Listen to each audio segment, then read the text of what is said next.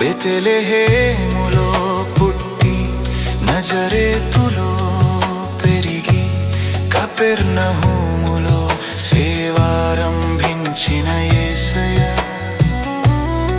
యెరూషలేముగా విని వెలుపట సిలువపై విశ్రమించావయ్యా తండ్రికి నీ ఆత్మను అప్పగించావయ్యా ఆకాశ పక్షులకు గూళ్ళున్నవి నక్కలకు బొరియలున్నవి మనుష్య కుమారుని కీలలో తలవాల్చుకొనుటకు తావులే